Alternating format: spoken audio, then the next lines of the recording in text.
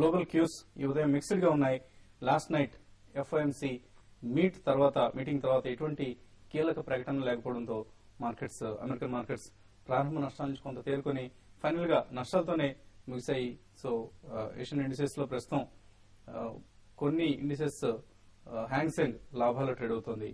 మిగిలిన ఇండిసెస్ అన్ని కూడా స్వల్ప నష్టాల్లో ట్రేడ్ అవుతున్నాయి. సో మార్కెట్స్ ప్రస్తుతం గ్లోబల్ క్యూస్ కి సంబంధించి చైనీస్ మార్కెట్స్ నుంచి నెగటివ్ న్యూస్ ని ఎక్స్పెక్ట్ చేస్తున్నాయి. ఇంకా F&O ట్రెండ్ ని గమనిస్తే సెప్టెంబర్ F&O లో కొంత ఇంట్రెస్టింగ్ ట్రెండ్ కనిపిస్తుంది. 4900 5200 పుట్స్ లో ఓపెన్ ఇంట్రెస్ట్ బాగా యాడ్ అయింది. అలాగే 5500 5600 కాల్స్ లో కూడా ఓపెన్ ఇంట్రెస్ట్ వాల్యూమ్స్ యాడ్ కావడం గమనిస్తున్నాం. సో ఒక బ్రాడ్ రేంజ్ బాగా ఎక్స్పాండ్ అయినట్లు కనిపిస్తుంది. ఇటు 4900 నుంచి అటు 5600 వరకు. సో కొంత అన్సర్టెనిటీ కనిపిస్తుంది మార్కెట్స్ లో. ఏ డైరెక్షన్ లో మార్కెట్ వెళ్లబోతోంది అన్న దానికి సంబంధించి హితమితంగా తేల్చి చెప్పలేని పరిస్థితి కనిపిస్తుంది. నిన్నటి మార్కెట్ పరిస్థితి గమనిస్తే చివరిలో కొంత పుల్ బ్యాక్ కనిపించింది. ఓవరాల్ గా డే అంతా కూడా ట్రేడింగ్ నష్టాల్లో కొనసాగింది. అయితే ట్రేడింగ్ వాల్యూమ్స్ మాత్రం కొంచెం ఇంప్రూవ్ అయ్యాయి. అంత ముందు సెషన్స్ తో కంపేర్ చేస్తే సుమారుగా 15 to 20% ఇంప్రూవ్మెంట్ కనిపించింది. మొత్తం మీద 97,000 కోట్ల వాల్యూమ్ నమోదు కావడం కొంతవరకు పాజిటివ్ పరిణామంగా మనం తీసుకోవచ్చు. అలాగే ఇన్ఫ్రా రియాలిటీ స్టాక్స్ లో మనం నిన్న మరికొంత అప్ ట్రెండ్ గమనించాం. At the same time IT metal stocks నష్టాలు పాలయ్యాయి. టాటా మోటార్స్ నిన్న స్టాక్ ఆఫ్ ది డేగా ఫ్రంట్ లైన్ స్టాక్స్ లో టాటా మోటార్స్ ని చెప్పుకోవచ్చు. ఎర్నింగ్స్ ఎస్టిమేట్స్ కంటే కూడా చాలా బాగా రావడంతో టాటా మోటార్స్ స్టాక్ నిన్న ఫైనల్ గా 4% లాభంతో లాభపడింది. సో ఎక్సలెంట్ రిజల్ట్స్ ప్రకటించింది టాటా మోటార్స్. అలాగే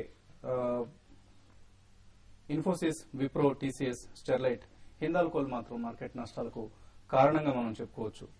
సో మిడ్ క్యాప్స్ లో గమనిస్తే Gitanjali gems, SR, Aban offshore ఇవన్నీ భారీగా నష్టపోయి, అలాగే రియల్టీ ప్యాక్ లో Indiabulls real estate, Orbit ఇవి లాభపడిన స్టాక్స్ లోనే. అలాగే ప్రెజెంట్ సిమెంట్స్, శ్రీ సిమెంట్స్ లాంటి సిమెంట్ కంపెనీలు, హైడెల్బర్గ్ లాంటి సిమెంట్ స్టాక్స్ లో ట్రేడింగ్ ఇంట్రెస్ట్ బాగా కనిపించింది.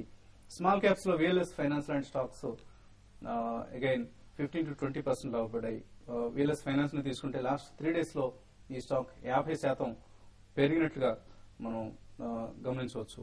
సో అలాగే బిఎస్సి 500, ఎన్ఎస్సి 500 స్క్రిప్ట్స్ లో కనపడుతున్న ప్రైస్ ఎప్రిసియేషన్ ఇండెక్స్ స్టాక్స్ లో లేకపోవడం ఒక ట్రెండ్ గా మనం గత కొద్ది రోజులుగా అనుకుంటుంది. So auto, banking and finance, mid cap pharma, FMCG ఇవన్నీ లాస్ట్ 3 quarters లో బాగా లాభపడిన మార్కెట్స్ ను లీడ్ చేసిన సెక్టర్స్ గా చెప్పుకోవచ్చు. మార్చి 2009 నుంచి దివాళీ 2009 వరకు మనం గమనిస్తే నిఫ్టీ బాగా పెరగడం గమనించాం. అయితే లాస్ట్ 8 to 9 months గా కన్సాలిడేట్ అవుతూ వస్తుంది. సో ఎనీ మూమెంట్ నిఫ్టీలో డిసెంబర్ నాటికి ఒక సిగ్నిఫికెంట్ అప్ మూవ్మెంట్ ఉంటుంది అని కొంతమంది అంచనా వేస్తున్నారు. సో అంచనాలు ఎంతవరకు కరెక్ట్ అవుతాయన్నది మనం వేచి చూడాల్సిన పరిస్థితి ఉంది. అలాగే స్టాక్స్ టు వాచ్ లిస్ట్ లో ఇవాళ భారతి రిజల్ట్స్ ప్రకటించబోతోంది. భారతి రిజల్ట్స్ ను కీన్ గా వాచ్ చేయాల్సిన అవసరం ఉంది. ఎందుకంటే ఆఫ్రికన్ నెంబర్స్ ను యాడ్ చేసి అలాగే ఐఎఫ్ఆర్ఎస్ ప్రకారం కూడా ఈ పద్ధతిని కూడా ఈసారి రిజల్ట్స్ లో ఫాలో అయ్యే ప్రయత్నం చేస్తుంది భారతి. సో భారతి రిజల్ట్స్ ను కీన్ గా వాచ్ చేయాల్సిన అవసరం కనిపిస్తుంది. అలాగే చాలా కంపెనీలు వాళ్ళ రిజల్ట్స్ ను ప్రకటించబోతున్నాయి. అలాగే టాటా మోటార్స్ రిజల్ట్ నిన్న వచ్చింది కాబట్టి టాటా మోటార్స్ కూడా మనం స్టాక్స్ టు వాచ్ లిస్ట్ లో పెట్టుకోవచ్చు. సో కంపెనీ బోర్డ్ మీటింగ్స్ అయితే చాలా కంపెనీలు ఇవాళ లైనప్ అయి ఉన్నాయి. బజాజ్, హిందుస్థాన్, భారతి, షిప్ యార్డ్, అలాగే BSL infrastructure, Bosch, Colgate, Palmolive, clutch auto, Everonn education, అలాగే Jain studios, Manugraph, Marg, nectar life sciences, landmark property, Parsvnath developers one of the prominent real estate companies నుంచి కూడా ఇవాళ రిజల్ట్స్ ప్రకటించే అవకాశాలు ఉన్నాయి. మార్కెట్ సంబంధించిన మరిన్ని అంశాలపై మనతో మాట్లాడేందుకు అనలిస్ట్ కుటుంబరావు గారు సిద్ధంగా ఉన్నారు. సో కుటుంబరావు, ఓవరాల్ గా నిన్నటి లాసెస్ నుంచి వాళ్ళ పుల్ బ్యాక్ అయ్యే అవకాశాలు ఎంతవరకు ఉన్నాయి? ఒక్కటండి, పుల్ బ్యాక్ వచ్చినా కూడా సస్టైన్ అవుతుందా లేదా అనేది కీ అనమాట. ఎందుకంటే నిన్నటి ఓవరాల్ గా మార్కెట్ లో యాక్టివిటీ చూస్తూ ఉంటే F&O యాక్టివిటీలో కొన్ని ఇంట్రెస్టింగ్ పాయింట్స్ ఉన్నాయి. లైక్ ఏంటంటే 5450 అనేది పివోటల్ పాయింట్ లాగా అవుతుంది అనమాట. 5450 కిందకి రాగానే బుల్స్ కాస్త అగ్రెసివ్ బయింగ్ చేయటం, దాంతో కాస్త పుల్ బ్యాక్ రావటం అబ్జర్వ్ చేసాం. అదే క్లోజర్ టు 5480 రావటం అగ్రెసివ్ సెల్లింగ్ కూడా కనిపిస్తుంది. టూ నారో బ్యాండ్ అవుతుంది అనమాట.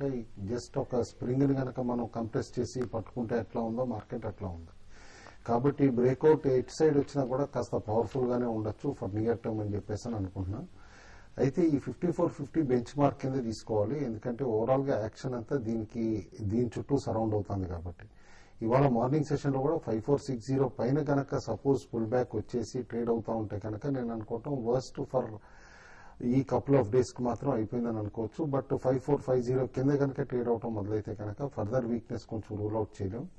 నిన్న స్టార్ ఆఫ్ ది డే ఏదైతే కనుక టాటా మోటార్స్ మనం ఇందాక మెన్షన్ చేసామో that is definitely saved the market నిన్న అని చెప్పేసి చెప్పాలన్నమాట. ఎందుకంటే 900 రూపీస్ బిలోకి స్లైడ్ అయిన టాటా మోటార్స్ దాదాపు 967 వరకు క్లోజింగ్ లో వచ్చిందంటే ఎంత షార్ప్ పుల్ బ్యాక్ వచ్చిందో ఆలోచించవచ్చు అనమాట. అండ్ రిజల్ట్స్ కూడా చాలా సర్ప్రైజింగ్ ఉన్నాయి. ఎందుకంటే లాసెస్ నుంచి 326 crores లాస్ నుంచి all the way 1900 crore plus profit చూపిస్తాం. కాబట్టి ఇట్లా సమ్ స్టాక్స్ లీడర్షిప్ తీసుకోకపోతే లైక్ నేను ICICI bank also was very strong అనమాట. కపుల్ ఆఫ్ నిఫ్టీ స్టాక్స్ కానీ ఇటు సెన్సెక్స్ స్టాక్స్ కానీ లీడర్షిప్ తీసుకుంటేనే మార్కెట్ కాస్త ఫర్దర్ అప్ ట్రెండ్ వచ్చే స్కోప్ కనిపిస్తుంది. రిజల్ట్స్ పరంగా మిడ్ క్యాప్ లోనే హైట్ అండ్ యాక్షన్ కనిపిస్తుంది అనమాట. ఏ కంపెనీస్ అయితే బాగా రిజల్ట్స్ ఇస్తున్నాయో డైరెక్ట్ 10% 20% సర్కిట్స్ దాకా కూడా వెళ్తున్నాయి. అదర్వైజ్ పనిష్మెంట్ కూడా రావటం చూసాం. లైక్ ఐబీఆర్సీఎల్ వాస్ పనిష్డ్ అనమాట. నిన్న హైస్ 183 దగ్గర ట్రేడ్ అవుతుంది కూడా by end of the day 170కి రావటం వీక్ రిజల్ట్ వస్తే. కాబట్టి కేర్ఫుల్ గా అబ్జర్వ్ ద న్యూస్ ఫ్లో అని చెప్పేసి అడ్వైజ్ ఇస్తాను. గ్లోబల్ క్యూస్ మాత్రం చూస్తే చైనీస్ డేటా మార్నింగ్ కొంచెం సర్ప్రైజింగ్ ఉండింది, అందుకని చెప్పేసి చైనీస్ మార్కెట్స్ పుల్ బ్యాక్ వచ్చినాయి. Both Hang Seng and Shanghai positive గా ట్రేడ్ అవటం అనమాట. బట్ డాలర్ వీక్నెస్ అనేది ఎన్ పైన బాగా ప్రభావం చూపిస్తుంది. కాబట్టి ఆ ఎన్ అప్రిషియేట్ అవ్వటం జపనీస్ మార్కెట్స్ ని బాగా కుంగదీస్తుంది అనమాట. కాబట్టి కొంచెం కాషియస్ గా ఇటు ఫారెక్స్ పైన డిపెండ్ అయ్యే కంపెనీస్ పైన ఉండమంటాను, లైక్ ఐటీ స్టాక్స్. ఓకే అండి, కాలర్ లైన్ లో ఉన్నారు యోగేష్ రెడ్డి, వైజాగ్ నుంచి లైన్ ఉన్నారు. యోగేష్ రెడ్డి గారు good morning sir. Good morning sir, నా దగ్గర శ్రీరామ్ ఈపీసీ మీరు రికమెండేషన్ ఇచ్చారు 450 తీసుకున్నాను సార్. ఓకే అండి. శ్రీరామ్ ఈపీసీ 200 లో, స్పాట్ ఆర్కో ల్యాబ్ 345 లో తీసుకున్నాను సార్. ఓకే అండి. ఇన్ఫోటెక్ ఎంటర్ప్రైజెస్ 175 లో తీసుకున్నాను సార్. అలాగే రంగూన్ ఇరిగేషన్ 37 లో తీసుకున్నాను సార్. అందులో 3 ప్రాఫిట్ లో ఉన్నాయి, 1 లాస్ లో ఉన్నా సార్. ఓకే అండి. అది అలాగే యాక్సిడెంట్ పొజిషన్ గురించి కుటుంబాలను వివరిస్తాను. Okay, Sriram EPC already call కూడా ఇచ్చామన్నమాట. పార్షియల్లీ ప్రాఫిట్ బుకింగ్ చేసుకోండి 280 దగ్గర అనమాట. ఎందుకంటే కంపెనీ సబ్సిడరీ ఏదైతే కనుక ఐపీఓకి వెళ్తుందో అది ఆల్రెడీ అనౌన్స్మెంట్ కూడా అయిపోయింది. కాబట్టి ఇక్కడ నుంచి అప్రిసియేషన్ స్లోగా ఉంటుంది. కాబట్టి పార్షియల్ ప్రాఫిట్ బుకింగ్ ఖచ్చితంగా చేసుకోండి. స్ట్రైట్స్ ఆర్కో కూడా already partial profit booking advise ఇచ్చాం మధ్యలో.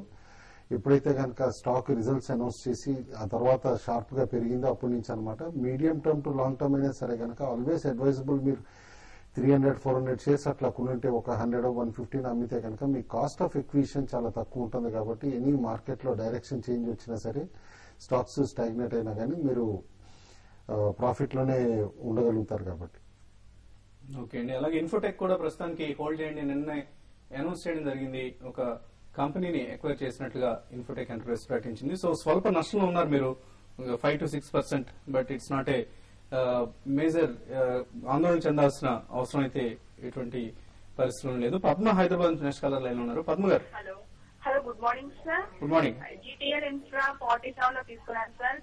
డిష్ టీవీ 49 లో తీసుకున్నానండి. ఆంధ్ర బ్యాంక్ 22 లో తీసుకున్నానండి. ఆంధ్ర పెట్రోల్ అండి. వీటి లెవెల్స్ ఒకసారి చెప్తారండి, ఎక్కడ ఎగ్జిట్ అవ్వాలో ఏంటో సార్. ఓకే, అంటే అన్ని ఇన్వెస్ట్మెంట్ గ్రేడ్ స్టాక్స్ అండి ఎక్సెప్ట్ జీటీఎల్ ఇన్ఫ్రా కాస్త స్పెక్యులేటివ్ అనమాట. ఎప్పుడైతే జీటీఎల్ ఇన్ఫ్రా రిలయన్స్ కమ్యూనికేషన్స్ తోటి ఆ టవర్ బిజినెస్ కోసం డీల్ చేశారో అప్పటి నుంచి కొంచెం నెగిటివ్ గా ఉన్నాం. ఎందుకంటే డెట్ లెవెల్స్ బాగా ఇంక్రీజ్ అవుతాయి అని చెప్పేసి ప్రిఫరబ్లీ మీ ప్రైసింగ్ దగ్గర వచ్చినప్పుడు డెఫినెట్లీ ఎగ్జిట్ అవ్వండి. ఎందుకంటే గ్రూప్ ది ఓవరాల్ గా కార్పొరేట్ ట్రాన్స్పరెన్సీ కూడా కొంచెం వీక్ అండి. ఆంధ్ర పెట్రోల్ మీరు రిజల్ట్స్ చూసే ఉంటారు. First quarter results are very good అనమాట. ఓన్లీ థింగ్ ఏంటంటే last year audited results first quarter results తర్వాత రావటం చూసి అందులో నష్టాలు ఉన్నాయి కదా అని చెప్పేసి కొంచెం షార్ట్ టర్మ్ వీక్నెస్ ట్రిజర్ అయింది. But at current levels it's a good bet అండి. హోల్డ్ చేయండి. Definitely 27 to 28 price target in very few months, couple of months లోనే వచ్చే స్కోప్ ఉందండి.